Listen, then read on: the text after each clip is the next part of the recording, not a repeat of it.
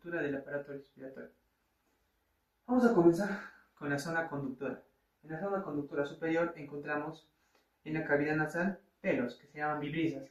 Estas vibrisas con la ayuda de los cornetes nos ayudan a filtrar el aire que nosotros inspiramos, atrapando el polvo que se encuentra en este. También en la cavidad nasal tenemos sinusoides y capilares que con ayuda de la contracorriente que van en direcciones opuestas nos ayudan a hacer calentar el aire a una temperatura de 37 grados Celsius. Por otra parte, en la faringe se inicia la etapa de degustación de los agentes extraños. Gracias a los cilios que se encuentran en la zona conductora, lo llevan a la faringe y se inicia la etapa de degustación. Aquí termina en la laringe, tenemos las cuerdas vocales y termina la zona de conductora superior aquí. Iniciamos con la inferior, en la tráquea, y en esta tráquea se divide en bronquios primarios, secundarios, terciarios, cada uno con lóbulo y segmento. De estos llegan los bronquiolos y tenemos a los bronquiolos terminales. Aquí termina la zona conductora y el espacio muerto anatómico e inicia la zona respiratoria, que inicia pues con los bronquiolos respiratorios, el conducto alveolar, el vestíbulo, los sacos alveolares y el alveolo, donde se realiza la hematosis. Continuando, tenemos la explicación histológica sobre la transición de los tejidos. Como sabemos, los tejidos van cambiando de acuerdo a la zona y a la función que necesitan desempeñar. Sabemos entonces que, por ejemplo, en el área de la tráquea nosotros tenemos un epitelio pseudoestratificado cilíndrico ciliado con células caliciformes, el cual tiene una función más de protección contra patógenos o partículas que no deberían entrar en nuestro sistema. Sin embargo, cuanto más vamos avanzando, este epitelio se va adelgazando y se vuelve más plano, permitiendo así un mejor intercambio gaseoso. Asimismo, hablamos sobre las células alveolares, de las cuales podemos diferenciar dos tipos: los neumocitos tipo 1, los cuales conforman el 95% de la superficie alveolar y forman la capa hematogaseosa que permite una difusión por gradiente de presión. Y también tenemos a los neumocitos tipo 2, de los cuales son el 5% de la superficie alveolar y estos pues producen y secretan el surfactante. También es necesario hablar sobre el surfactante y sobre la ley de Laplace. Como sabemos, el surfactante está compuesto por un 90% de lípidos, como son el dipalmitoil-fosfatidilcolina, y también el 10% de proteínas, como son el SP, A, B, C o D. Este surfactante es importante porque reduce la presión superficial para igualar las presiones y evitar un colapso, lo que nos lleva a la ley de Laplace, el que nos dice que a menor radio, una mayor presión.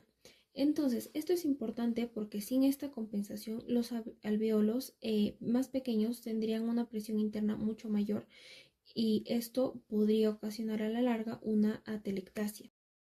Ahora pasemos con los músculos respiratorios y la mecánica de la ventilación. Para comprender cómo entra el aire a los pulmones, debemos analizar la interacción entre la actividad muscular y los cambios de presión.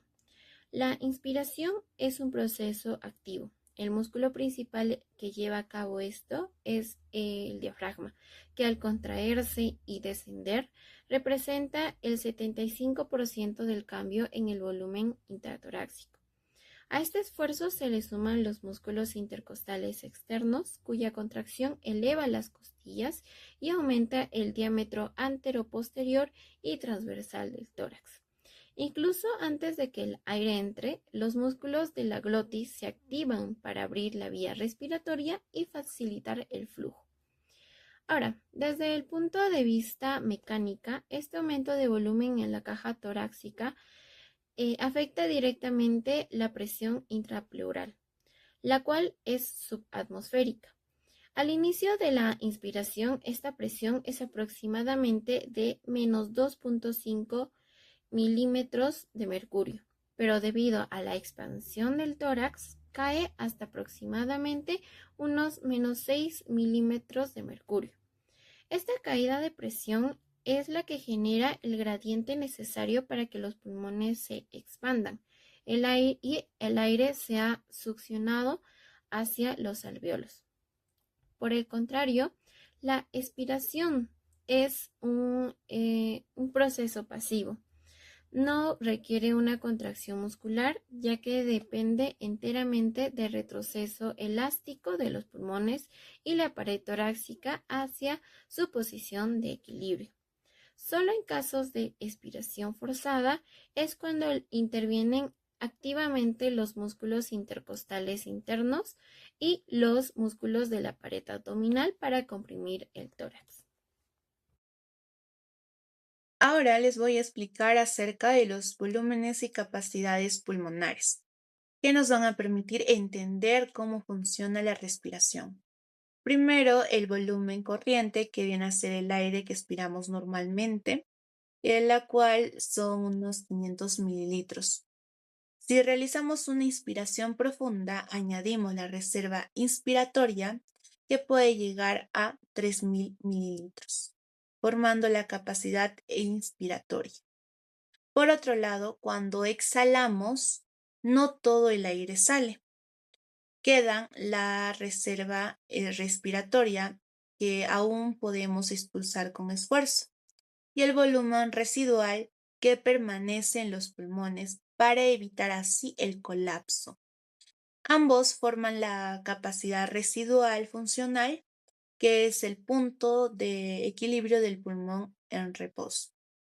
Si sumamos todo el aire que podemos movilizar, obtenemos la capacidad vital, y si añadimos el volumen residual, llegamos a la capacidad pulmonar total, que un adulto es aproximadamente entre 5 a 6 litros. Finalmente, en la práctica clínica, el dato más importante es el PEP-1, que mide cuánto aire expulsado en el primer segundo. En una persona sana es cerca del 80%, pero disminuye en enfermedades como el asma o el enfisema, indicando dificultad para expulsar el aire. Hablando acerca de la circulación pulmonar, tenemos que los vasos sanguíneos tienen características especiales que le confieren flexibilidad, así como que hay dos excepciones a la regla general de que la sangre fluye de aurícula derecha hacia ventrículo izquierdo, y es que ciertas arterias bronquiales transportan sangre oxigenada directamente a la aurícula izquierda, obviando todo el proceso circulatorio normal.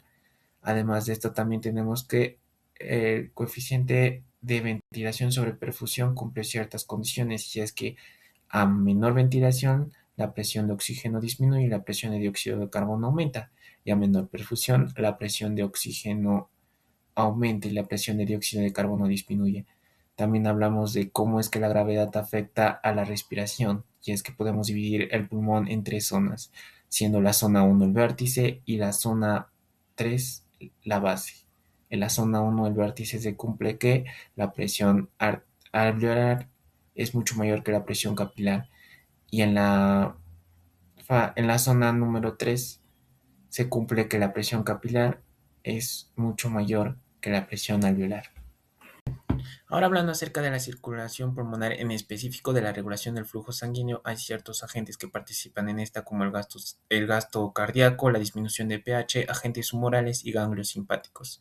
También hablamos de las funciones metabólicas y endocrinas de los pulmones, y una resaltante es que convierten el angiotensinógeno en angiotensina 1, así como ser los mayores degradantes de serotonina, y también contribuir a la degradación de la norepinefrina.